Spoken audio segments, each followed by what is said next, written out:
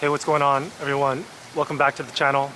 So basically today I wanted to talk about the sort of things that could happen with the exchanges regarding more specifically crypto exchanges. It seems that, the warning of financial repression and gate closures, people talk about it a lot, but for some reason it could be the human psyche blocks that are there that maybe people forget, or maybe they don't take it as seriously or see the same way.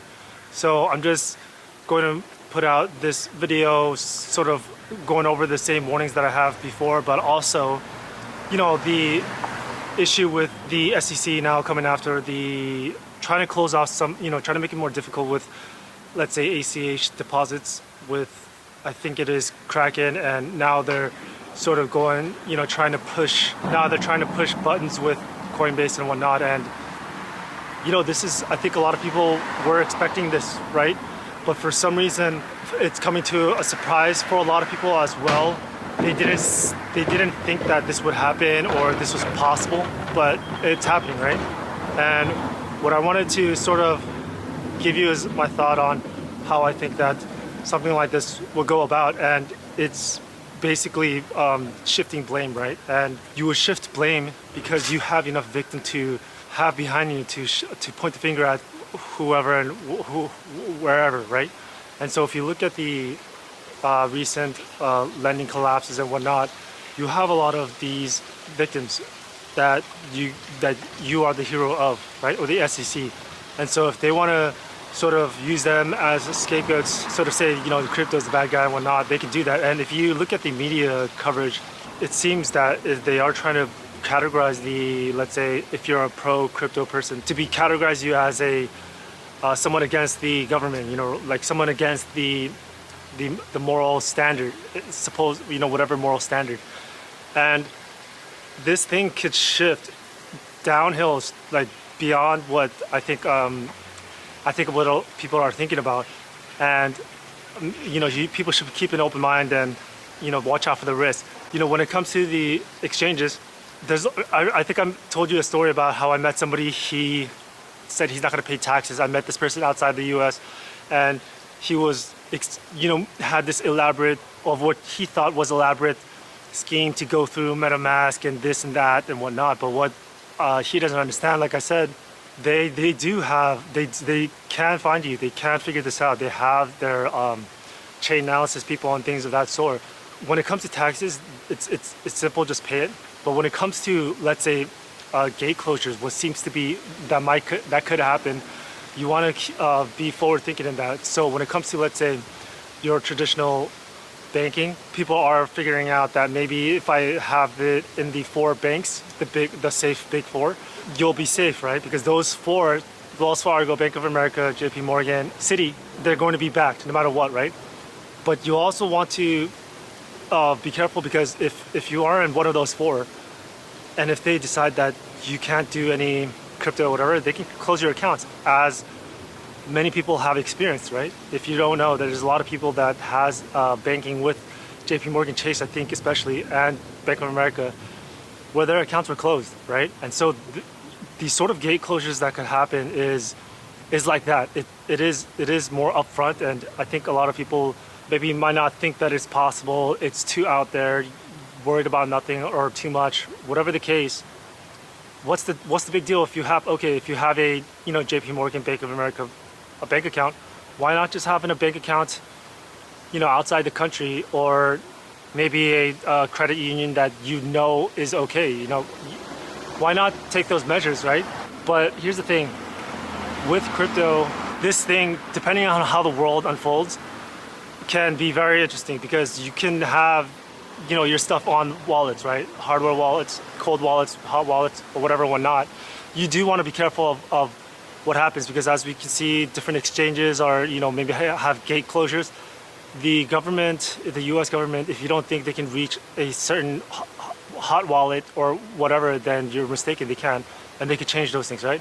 Now, when it comes to having your own personal pipelines, make sure these pipelines are, yes, of course, different, but make sure that if the pipeline of your crypto and dollars are flowing and if that pipeline closes, can it go to a different pipeline, right? And go that way. That's the sort of the things that you want to be thinking about. And one of the things that I think a lot of people are not thinking about is having cash. And when I mean cash, I don't mean just cash your inside your account. Maybe also you want to have it on hand, especially if you're a person that is trading crypto, because and if you're in the US, because they will close your account or hold it, and then now you're going to be out without dollars. So I think that when it comes to these sorts of things, when financial gate closures, I think we're going to see much more of it. I think we're going to see it beyond exchanges. I think we might see it with you can't use crypto. There could be very interesting rules that are coming about, right? I think that I was talking about this with regulation and global regulations. U.S. regulation, global regulations, but for some reason it seems that Europe, from what I understand, is overall sort of friendly with crypto, right? Which is it's very interesting. From what I understand, they're not too open with AI, but they're open with crypto, right? And in the U.S., it's a little bit different, where it seems that they're open with AI, but they're sort of not okay with crypto. It's a little bit weird. Overall, just keep in mind of those sorts of gate closures and different rules that are going to come up and change things. And this conversation will then lead to the financial repression, right?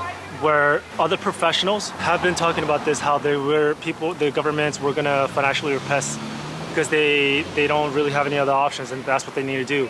And Russell Napier was one of the his framework and his discussions online, if you YouTube it, will help you solidify and sort of help you gather your thoughts on what exactly is financial repression will look like. And a sort of that move with ACH deposits, closing those gate closures, that's more financial repression life. But here's the thing, when it goes into the future, and depending on how serious it is, it'll be straight up, you can't use this, and then you'll get this fine, maybe this is illegal, and things of that nature. I think a lot of people are looking at the Ripple lawsuit and they're saying, Ripple has been battling this for years, and once Ripple wins, this is going to be so big and great for the industry, the crypto industry. But I don't think so here's my outlook. I think that thing will just continue on. And maybe there's a lot of Ripple lawyers that are going to be saying, you can't do this, this is not right, or whatever, but that's the time period we're in. They're going to do what they're going to do. I know that there's going to be, but this is the law, this is the process, this is a justice process. Welcome to 2023. Options when it comes to, if there are gate closures, the options that come out, let's say there's a lot of different projects that you can maybe find some solutions with. But the thing is, how long is that solution? And so then what that means is that you have to stay more on top of it than not, right? Now, if you can't do that and you need much more safety, you need volatility dampened down, and you're totally okay with Bitcoin or whatever volatility, you could put it in a cold wallet and do that, right? But I think for most of the US regulators, when there's a lot that seem to be okay with this new landscape. But what they overall the feeling I'm getting, the unanimous feeling, is that they don't want the trading, right? They don't want the too much of that sort of trading. I think that what they want is much more, you buy certain ones and then that's it. They don't want that sort of an industry popping up, right? How the future landscape looks like when it comes to different financial operating systems, then we'll see. But overall, I think that people need to be a bit more aware and a bit more cautious, right? I think, again, with the biology stuff, I think it is the beginning, right? It's the beginning of the stuff that we're seeing is going to be more and more. And what I don't want is for people to become too comfortable, right? They're saying, they're blocking this ACH deposit again. It's nothing new. They're now going to stop wire transfers. Well, we saw this coming, whatever. I don't want people to be too desensitized, right? You want to stay awake and you want to be constantly aware. I think that when it comes to the regulations, keep your eyes on that, because to me, when I see the regulations coming down, I think that they can have it set regulations, but the reason why I think it's not exactly set is because they don't understand what or how things can happen. That is why. But overall, what this means for everybody else is that exactly what is going to be a gray area, and this gray area for the crypto people and the crypto traders, however they like to think about it, they should also know it's a gray area for governments to do what they want to do and stuff like that. It goes both ways. So now with that said, if you're watching this video, you're most likely going to be more of the aware one. And you know, a lot of people, I'm looking around, I don't think they even understand what is going on. If you're watching this video, you probably know some things that are going on and people might be looking for help and you might be able to help them. With that said, good luck.